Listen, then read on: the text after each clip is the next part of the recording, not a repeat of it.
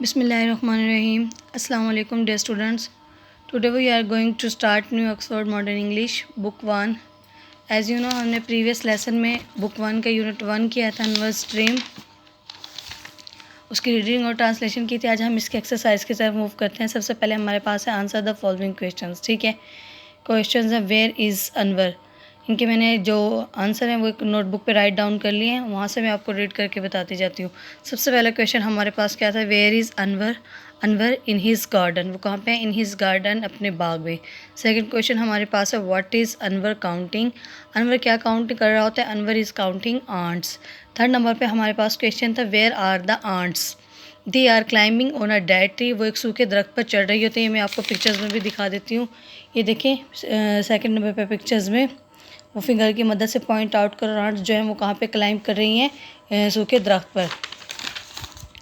Third number पे हमारे पास क्वेश्चन है what where are the ants, they are climbing on the dead tree. ठीक है, तो फोर्थ नंबर पे हमारे पास क्वेश्चन था what sounds does Anwar make. सबसे पहले जब वो सो रहा होता है तो उसके मुंह से जी की साउंड प्रोड्यूस होती है.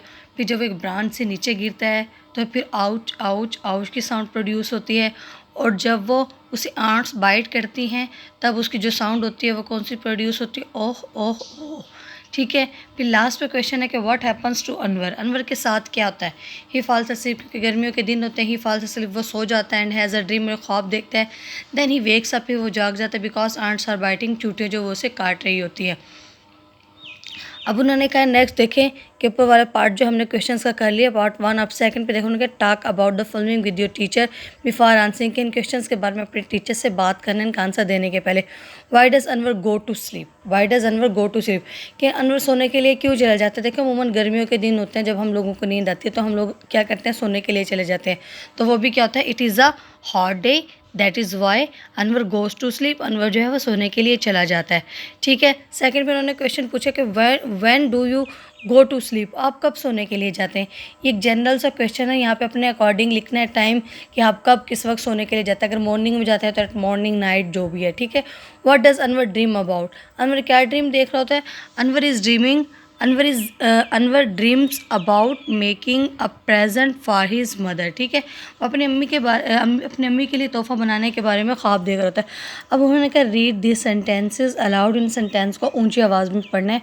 Copy them in the correct order into notebook, इनको ना बिल्कुल तरतीब से ना कॉपी में लिखना है. देखें कि तरतीब से कैसे लिखना है, कि जैसे जो स्टोरी में हुआ है ना, सबसे पहले जैसे स्टोरी में हुआ स्टोरी के अकॉर्डिंग उन्हें तरतीब से लिखना है. यानी कि सबसे पहले स्टोरी में क्या हुआ वो लिखना है, फिर उसके बाद क्या हुआ वो लिखना है, फिर इसी तरह. ठीक है, सबसे पहले स्टोरी में जो था अनवर इज़ इन गार्डन, सबसे पहले अनवर अपने बाग में बैठा होता है ना. ठीक है, ये मैं आपको पिक्चर के थ्रू अभी दिखाती हूँ. फिर इसके बाद क्या होता है, अनवर इज़ काउंटिंग आंट्स. दूसरे नंबर पर वो फिर क्या करता है, छुट्टियों को काउंट्स करता है. ठीक है, थर्ड नंबर पर क्या होगा, Anwar is closing his eyes, वो अपनी आंखों को बंद कर रहा होता है. ठीक है, फिर कहता है अनवर जो होता है फिर इज़ ड्रीमिंग, फिर चौथे नंबर पर कहते हैं वो ख्वाब देख रहा होता है. ठीक है, अब देखें सबसे पहले वो देखें गार्डन में बैठा है. ठीक है, फिर उसके बाद वो गार्डन में है. ठीक है, पहली पिक्चर में. सेकंड में फिर क्या है, वो जो है चूंटियों को गिन रहा है. ठीक है, थर्ड पे वो क्या कर रहा है, क्लोजिंग आइज़ कर रहा है. और फिर उसके बाद क्या होता है, वो ड्रीम देख रहा होता है. अब उन्होंने कहा है कि रीड वर्किंग विद वर्ड्स. देखिए नेक्स्ट देखते हैं, read the words allowed, do you know what they mean. ये जो वर्ड्स हैं ना इनको ऊंची आवाज़ में पढ़ना है, यानी कि और इनके जो मीनिंग है वो बताने हैं. जैसे जैसे मैं वर्ड को प्रोनाउंस करूँगी आपने एज इट इनको मेरे साथ पढ़ना है. ठीक है, गार्डन, गार्डन मीन बाग, अंडर नीचे, बनाना केले, लीफ पत्ते, लुकिंग देखना, आंट चींटी, क्लाइंबिंग चढ़ना, डेड मुर्दा सूखा, काउंटिंग गिनना, नोडिंग सर हिलाना, क्लोजिंग बंद करना, आई आँख, थिंकिंग थिंकिंग सोचना, स्लीपिंग सोना, ख्वाब ड्रीम ख्वाब, प्रेजेंट तोहफ़ा, मदर माँ, ब्रांच चाक, चॉपिंग काटना, एक्स कुल्हाड़ी, फॉल्स गिनना, शाउट्स चिल्लाना, वेक्स जागना, बाइटिंग काटना, डांस और नाचना. ठीक है, आपकी जो मैंने ये जो डिफ़िकल्ट वर्ड्स मीनिंग है इनको अच्छे से लर्न भी करना और साथ में राइट भी करना है. ठीक है, और इनको प्रोनाउंस भी करना है. अब हम मूव करते हैं अपनी नेक्स्ट एक्टिविटी की तरफ.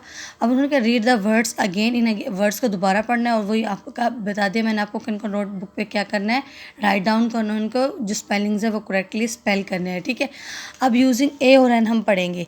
यूजिंग ए और एन जो होता है ना, ए और एन का यूज़ होता है ना, ए जो होता है ना वो यूज़ होता है कंसोनेंट्स के साथ, और एन जो है वो यूज़ होता है वॉवल्स के साथ। यानी वॉवल्स हमारे ए अल्फ़ाबेट जो होते हैं हमारे पास, उनमें जो 5 लेटर्स होते हैं वो होते हैं वॉवल्स।